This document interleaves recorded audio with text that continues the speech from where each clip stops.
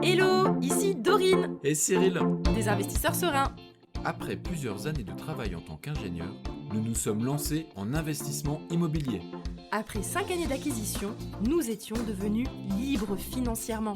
Dans ce podcast, nous vous partageons les stratégies et les bonnes pratiques pour développer votre intelligence financière. Dans le but non seulement d'être plus riche sur le papier, mais avant tout pour devenir plus libre et plus heureux. Alors, ouvrez grand vos oreilles et préparez-vous à atteindre vos objectifs. Le calcul du pire scénario en investissement immobilier. Hello les investisseurs sereins, j'espère que vous allez bien. Déjà, juste avant de commencer l'épisode, j'avais envie de remercier Astrid qui m'a écrit « Excellent podcast d'investissement IMO ». Un grand merci à Dorine pour ce podcast qui donne de précieux conseils pour investir dans les immeubles avec travaux. Elle donne de précieuses infos sur la manière de procéder et les optimisations possibles, mais aussi sur l'état d'esprit à adopter pour se lancer. Les intervenants sont passionnés et savent de quoi ils parlent. Un véritable boost. Bravo! Eh ben, merci beaucoup Astrid d'avoir pris le temps de faire un commentaire sur Apple Podcast. Ça me fait trop plaisir. Pour ceux qui sont sur Apple Podcast, allez-y, mettez-moi un commentaire et une note de 5 étoiles. C'est super important pour moi parce que je vous avoue, j'arrive pas à être présente partout sur les réseaux sociaux pour faire connaître le podcast. Donc, si vous pouvez m'aider un petit peu, ce serait sympa. Comme ça, ça me permet de développer le podcast et de se faire connaître. Merci. Donc, du coup, place à l'épisode. Alors, aujourd'hui, j'avais envie de vous partager mon avis par rapport à quelque chose qui peut se produire régulièrement en investissement immobilier. C'est la peur de tenter une stratégie sur quelque chose. Parce que j'observe, notamment dans les personnes que j'accompagne, qu'on va avoir de l'engouement pour essayer de trouver de la rentabilité, mais une fois qu'on va se retrouver face à un projet concret qui propose une potentielle rentabilité, évidemment, on va être empreint de doute. On va se dire, oulala, mais est-ce que c'est vraiment une bonne idée ? Attends, la location courte durée, je suis pas sûre que finalement ce soit vraiment mon truc, ça va me fatiguer, il y aura trop de trucs. Ou, autre scénario, une colocation dans ce secteur. Oh là là, je suis pas sûre que des colocataires, ça va être vraiment fait pour moi, ça se trouve, ça va pas le faire, ça va être peut-être trop de travail, j'ai pas envie de gérer cette charge. Donc en fait, d'un seul coup, on va être pris plein de doutes. Alors, autre exemple, évidemment, un immeuble à découper ou pas, peu importe, dans telle localisation. Oh là là, mais imagine, j'arrive pas à louer parce qu'il n'y a pas assez de personnes dans cette localisation. En fait, c'est normal et naturel, à un moment donné, d'être empreint de doute.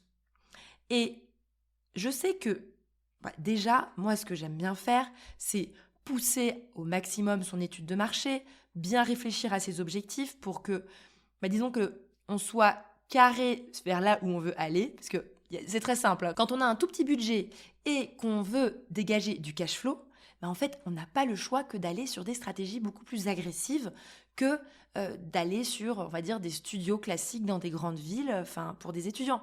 Ça va pas être suffisant. C'est juste une question de cohérence. Donc, partons du principe que vous savez où vous voulez aller et vous avez également bien en tête le prix que vous êtes prêt à payer. Quand je dis le prix que vous êtes à payer, je ne parle pas de budget. L'implication que vous êtes prêt à mettre, à quel point vous êtes à fond, l'inconfort que vous êtes prêt à accepter pour aller vers quelque chose qui peut vraiment vous permettre d'atteindre votre objectif, en fait, à ce moment-là, vous allez peut-être avoir trouvé des plans, des stratégies qui vont vous mettre mal à l'aise. Parce que forcément, si vous cherchez à décrocher les étoiles, c'est pas en restant dans votre zone de confort que vous allez forcément y arriver.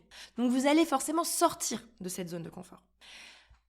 Vous allez mettre en place une étude de marché la plus poussée possible pour vous assurer que c'est bon. En effet, il y a bien une demande locative à cet endroit-là. Ou oui, j'ai regardé les concurrents sur Airbnb, sur Booking. Il y a quand même un marché. Ça a l'air intéressant, les prix de la chambre à la nuit sont intéressants, peu importe votre cas de figure, vous avez étudié la chose. Mais malgré ça, on a quand même peur. C'est pas suffisant. Pourquoi ? Parce qu'on a peur en fait. En fait, c'est quelque chose qu'on n'a jamais fait. Tu vois, je sais pas, si tu vois par exemple, j'en sais rien, tu prends l'avion pour la première fois, t'as jamais pris l'avion, tu sais que sur le papier, ça a l'air d'être correct et puis que les accidents d'avion, c'est plutôt rare. Comme c'est ta première fois que tu prends l'avion, t'as quand même un petit moment de aïe, tu vois, ça fait quand même un peu peur.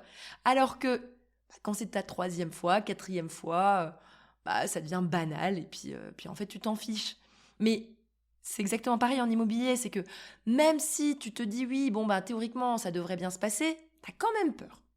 Et ce que je vous recommande dans ces cas-là, en supposant bien sûr que donc votre étude de marché elle est bien faite, vous êtes allé jusqu'au bout, que vous avez négocié un bon prix, une bonne affaire, que vous avez mis à plat votre fiscalité, vous êtes quelqu'un de carré, vous savez où vous allez, vous connaissez également les bonnes techniques pour avoir un bon prêt bancaire pour vous permettre par la suite de pouvoir enchaîner les investissements. Donc je suppose que tout ça c'est en place. Et dans ce cas-là, il se peut que ce soit possible et intéressant pour vous d'étudier qu'est-ce qui se passerait dans le pire des cas, quel serait le pire scénario de cet investissement immobilier. Moi, c'est quelque chose que j'utilise beaucoup parce que pour ma part, moi, ça m'aide à passer à l'action. C'est de savoir le scénario catastrophe du pire, du pire, du pire, du pire pour que ça, finalement, ça me rassure et ça me fasse relativiser et de se poser la question, ok, est-ce que je suis prête finalement à faire cette sortie de zone de confort pour moi ? Parce que je sais qu'au pire du pire, si j'aurais pas dû le faire, ça me coûterait tant. Ça, c'est le calcul que je vous demande de faire. Peut-être que vous êtes justement en train de trouver une bonne affaire et vous avez peur. Vous avez peur. Évidemment, faites ce calcul pour des affaires rentables. Si c'est un truc pas rentable, ça sert à rien de vous casser la tête. Moi, je suis pas trop pour les trucs pas rentables. Donc, j'espère que c'est quelque chose de rentable. Parce que j'ai pas envie que vous vous rassuriez avec ma technique pour un bien pas rentable. Ce serait un peu dommage et ce serait utiliser la technique, mais pas dans les bonnes circonstances. Cette technique, elle est plutôt pour un bien rentable, ok ? Ça peut être une belle maison à diviser, une grande, on va dire, une belle division d'immeubles, tout simplement, en petite surface ou en moyenne surface. Ça peut être de la location courte durée, ça peut être des colocations. Mais en gros, vous avez trouvé quelque chose qui rend votre investissement vraiment rentable, mais en même temps, vous vous dites « Ah là là, je sors du schéma classique. Comment je fais pour effectivement passer à l'action, même si j'ai vérifié, j'ai fait mon étude de marché, j'ai tout checké, mais ça me fait quand même peur. » Moi, ce que je vous invite donc, c'est à faire ce fameux calcul du pire scénario en investissement immobilier. Ce calcul, il est très simple. Vous allez supposer que tout va mal se passer. Alors, le point de départ, évidemment, c'est que vous avez décroché votre prêt et que vous avez signé chez le notaire. Et à partir de la signature chez le notaire, il n'y a rien qui fonctionne comme vous voulez.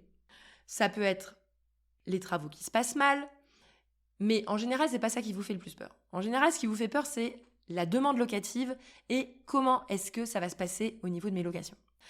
Vous allez lancer votre location courte durée, par exemple, ou bien votre colocation, et vous allez peut-être vous rendre compte, dans votre scénario catastrophe, qu'au bout de 3 mois, oh là, c'est la catastrophe. C'est pas rentable. Vous n'arrivez pas à louer correctement. C'est en dessous de vos espérances et vous regrettez terriblement d'avoir fait cet investissement. Voilà, ça c'est le scénario catastrophe, on est bien d'accord. Dans ces cas-là, il y a plusieurs hypothèses. Soit vous faites l'hypothèse de « je suis tellement dégoûté de l'investissement immobilier, mais bon, je vais quand même le garder parce que je ne me sens pas de le revendre et de repartir sur quelque chose de nouveau. » Bon, dans ce cas-là, vous dites « je vais repartir sur un scénario hyper basique avec une rentabilité basique, c'est-à-dire j'arrête la location courte durée, je le mets en location longue durée et ça limite ma casse et tant pis pour moi, j'ai raté mon lancement de location courte durée et je reçois une autre fois. » Ou bien ça peut aussi être de se dire la colocation finalement, il n'y a pas de marché de la colocation, du coup je vais louer ça comme un truc 3T4 basique, donc je vais avoir un petit coût peut-être de travaux, de réaménagement pour réouvrir un plus grand séjour, peu importe, et vous allez mettre en location comme ça. Et dans ce scénario-là, ce qui est intéressant de calculer, c'est du coup, quel serait votre cash flow négatif ? Alors, d'ailleurs, moi ce que je précise, c'est que évidemment, si vous avez négocié un différé total ou un différé partiel, peu importe, normalement, pendant cette période de différé de votre crédit, j'espère que vous êtes quand même à cash flow positif.